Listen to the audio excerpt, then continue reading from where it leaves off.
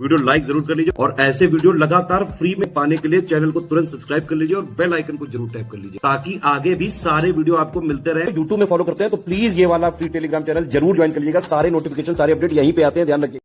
तो दोस्तों जो आपका यूपी पीसीएस मेंस होता है ना, ये आप समझिए टोटल 1500 मार्क्स का होता है। ठीक है, इसमें आपके जीएस के 6 पेपर होते हैं और एक पेपर हिंदी का, एक पेपर आपका एसए का होगा। ठीक है, 1500 नंबर का आपका पूरा मार्क्स बनेंगे। ठीक, अब इसमें जो आपका जीएस 5 और जीएस 6 पेपर है ना, ये आपके पेपर नहीं है। ठीक, और स्टूडेंट को सबसे ज्यादा दिक्कत जो है वो इन्हीं दोनों पेपर में रहती है। उनको समझ नहीं आता कि इसको कहाँ से पढ़ें, उनको सिलेबस भी नहीं पता रहता। अब देखिए जीएस 5 का जो है सिलेबस, उसकी तो मैं एनालिसिस करवा चुका हूँ। ठीक है, तो वीडियो देख लेना, मतलब पूरी प्लेलिस्ट बनी हुई है सिलेबस, मेंस के सिलेबस की, जिसमें सारे जीएस के पेपर की एनालिसिस हुई है। आज हम बात करेंगे जो जीएस 6 पेपर है, ये दोनों ही पेपर आपके यूपी स्पेशल के हैं।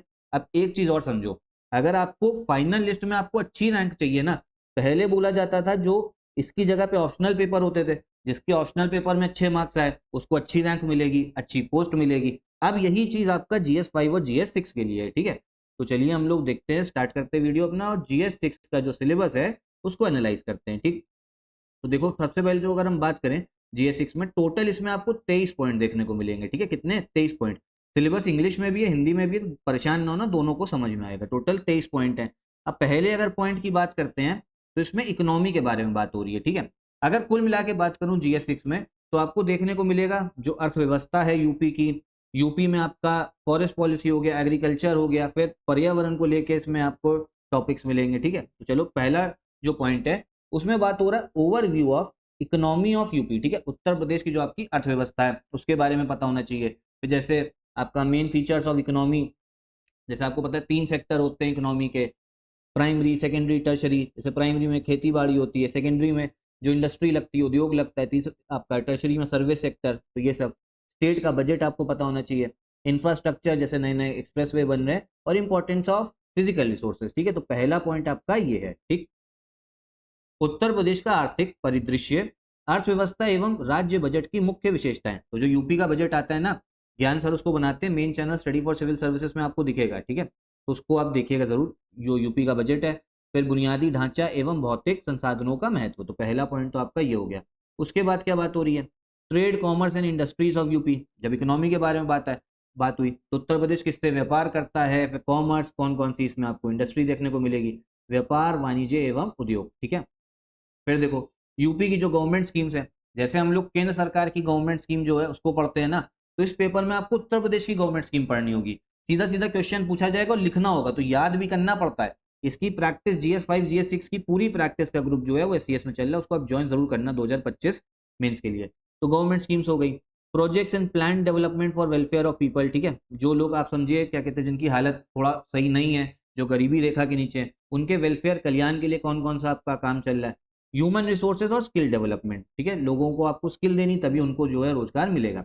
उत्तर प्रदेश सरकार की लोक कल्याणकारी योजनाएं, परियोजनाएं एवं नियोजित विकास, मानव संसाधन एवं कौशल विकास। ठीक है, जब स्किल दोगे तभी तो भाई लोगों को जॉब मिलेगी। जॉब किसको मिलती है? जिसको कुछ आता होगा, जिसके पास में कोई स्किल होगी। ठीक है, फिर आइए इन्वेस्टमेंट इन यूपी। भैया आप समझो योगी जी जाते ही हैं हर अलग अलग देश में, जैसे प्रधानमंत्री जी जाते हैं वैसे स्टेट के चीफ मिनिस्टर भी जाते हैं इन्वेस्टमेंट के लिए, कि देखो जब यूपी में इन्वेस्टमेंट आएगी तभी नई इंडस्ट्री लगेगी। असली पैसा जो है प्राइवेट सेक्टर के पास में, जब वो पैसा लगाएगा उत्तर प्रदेश में तभी बड़ी बड़ी इंडस्ट्री बनेंगे, लोगों को रोजगार भी मिलेगा। फिर public finance and physical policy. ठीक है, बजट को लेके ही है। टैक्स और इकोनॉमिक रिफॉर्म्स, कौन कौन से आपके टैक्स लग रहे हैं। One district one product policy, ये तो काफी इंपॉर्टेंट है, ये तो आपका प्री के लिए भी इंपॉर्टेंट रहता है। ठीक है, अब इसमें देखो लोक वित्त एवं राजकोषीय नीति, कर एवं आर्थिक सुधार, और एक जिला एक उत्पाद नीति, काफी इंपॉर्टेंट है। फिर आगे देखिए, जो यूपी में आपकी रेन्यूएबल और नॉन रेन्यूएबल एनर्जी रिसोर्सेज है। रेन्यूएबल आपका क्या कहते हैं, जैसे कहीं सोलर आपका एनर्जी लग रही है। ठीक है, तो ये सब रेन्यूएबल में हो गया। नॉन रेन्यूएबल में आपका कौन सा, जैसे जो तेल वगैरह होता है, फॉसिल फ्यूल होते हैं। ठीक है, उत्तर प्रदेश में नवीकरणीय ऊर्जा एवं गैर नवीकरणीय ऊर्जा संसाधनों की योजना एवं प्रबंधन। ठीक, फिर आगे देखो डेमोग्राफी, पॉपुलेशन, सेंसस। अब उत्तर प्रदेश में भी काफी आप समझिए कि युवा लोग रहते हैं, तो इनको ये एक आपकी समझिए एक अच्छी चीज होती है किसी राज्य के लिए, किसी देश के लिए भी, क्योंकि जब युवा लोग रहेंगे ज्यादा, ठीक है, तो वो ज्यादा विकास में कंट्रीब्यूट करेंगे, उनको जॉब मिलेगी। पॉपुलेशन, फिर जनसंख्या, जनगणना जो होता है, ये सब क्वेश्चन जो है इसमें आपको लिखना होगा। क्वेश्चन एमसीक्यू नहीं, ये सब तो लिखने वाले आते हैं। फिर जो एग्रीकल्चर का कमर्शियलाइजेशन होता है, उसी से किसान को भी फायदा मिलता है। और कौन कौन से भैया आपका एग्रीकल्चरल क्रॉप्स जो है उत्तर प्रदेश में उग रही है, ठीक है। उत्तर प्रदेश में कृषि का व्यवसायीकरण एवं कृषि फसलों का उत्पादन। फिर नवीन वानिकी नीति जो आपका फॉरेस्ट पॉलिसी है, न्यू फॉरेस्ट पॉलिसी आई है। एग्रो सोशल फॉरेस्ट्री, ठीक है। तो आप देख रहे हो ना, एग्रीकल्चर के काफी टॉपिक है इसमें उत्तर प्रदेश को लेके, ठीक है। कृषि एवं सामाजिक वानिकी, सोशल एग्रो और सोशल फॉरेस्ट्री जो होता है। फिर एग्रीकल्चरल डाइवर्सिटी, ये सब आपका एग्रीकल्चर से क्या क्या समस्याएं एग्रीकल्चर को, ठीक। कृषि विविधता, कृषि की समस्याएं। देखो जो पॉइंट दे रखा है ना, उसका तो नोट्स आपको बनाना जरूर है, मतलब नोट्स उसका जरूर बनाना। और नोट्स जो है वो आपको अगर बने बनाए चाहिए तो आप स्टडी फॉर सिविल सर्विसेज से आप ले सकते हो, ठीक है। तो उसमें मतलब जितना हम आपको नोट्स दे रहे हैं ना, सिर्फ उसी को पढ़ो बार बार, फिर आंसर राइटिंग करो आराम से, आपका समझो उसके बाहर कुछ नहीं आएगा। फिर डेवलपमेंटल इंडिसेस ऑफ यूपी, मतलब इन वेरियस फील्ड, ठीक है, कि कौन कौन से क्षेत्र में कौन सी रैंक है, जो विकासीय सूचकांक होते हैं। फिर उत्तर प्रदेश में ज्योग्राफी ऑफ यूपी जो है, ये तो इंपॉर्टेंट है, ठीक है। ज्योग्राफिकल लोकेशन क्या है, रिलीफ स्ट्रक्चर, क्लाइमेट, इरिगेशन, सब कुछ। नदियां पूछा जाएगा इसमें, आपका भूगोल उत्तर प्रदेश सब कुछ हो गया इसमें। फिर यूपी में नेशनल पार्क और वाइल्ड लाइफ सेंचुरी कौन सी, याद करके जानना है, ठीक है। सीधा सीधा देखो, दिक्कत क्या होती है ना, सिलेबस पढ़ के जाते नहीं है, सोचते जो यूपी के बारे में सब कुछ पढ़ लो। भाई national park wild life sanctuary जब लिखा हुआ है तो अब इसको याद करो कितनी है, सीधा सीधा क्वेश्चन आपसे आयोग पूछेगा, ठीक है। और सीधा सीधा आता है, तो तभी तो भैया नंबर आएंगे जब सिलेबस देखोगे।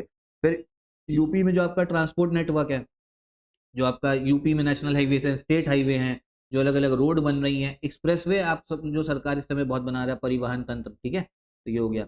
फिर पावर रिसोर्सेस, बिजली को लेके, इंडस्ट्री इंफ्रास्ट्रक्चर, इंडस्ट्रियल डेवलपमेंट क्या है, ठीक है। मेन देखो इकोनॉमी का ही टॉपिक है, उद्योग आपका औद्योगिक विकास, शक्ति संसाधन, ठीक है। फिर यूपी में पोल्यूशन बहुत है, एनवायरमेंटल इश्यूज हैं, उसको लेके आपका आएगा प्रदूषण एवं पर्यावरण के मुद्दे। फिर आपका नेचुरल रिसोर्सेज जो यूपी में है, जो मिट्टी हो गई, soil, water, air, forest, grass land, wetland, ठीक है। वेटलैंड जितने हैं वो सब याद होने चाहिए, ठीक है। आपका प्राकृतिक संसाधन, मृदा, जल, वायु, वन, घास, मैदान, और वेटलैंड जो है वो इंपॉर्टेंट है। क्लाइमेट चेंज यूपी के पर्सपेक्टिव से, अभी हम लोग देश के पर्सपेक्टिव समझते हैं, यूपी में जो आपका जलवायु परिवर्तन हो रहा है, ठीक है। और जो वेदर फोरकास्टिंग है, अब जैसे कभी कभी होता है, जब अभी बारिश का मौसम आएगा, बाढ़ आ जाती है, जो नेपाल बॉर्डर से जितने जिले सटे हुए हैं ना, उसमें बाढ़ आपको देखने को मिलती है। तो ये वेदर फोरकास्टिंग करनी चाहिए, तो जो गांव में जिस जगह बाढ़ आ रही है वहां से लोगों को कहीं सही जगह शिफ्ट करा जाए। हैबिटेट एंड इकोसिस्टम, आपका फ्लोरा फौना को लेके, ठीक है। इनके भैया जो हैबिटेट उसमें क्या दिक्कत है। उत्तर प्रदेश के संदर्भ में अधिवास, पारिस्थितिकी तंत्र, संरचना एवं कार्य, संयोजन, जीव जंतु एवं वनस्पतियां, इनको क्या नुकसान है, ठीक। फिर साइंस एंड टेक्नोलॉजी यूपी के रिस्पेक्ट में, ठीक है, विज्ञान एवं तकनीक के मुद्दे तो इंपॉर्टेंट।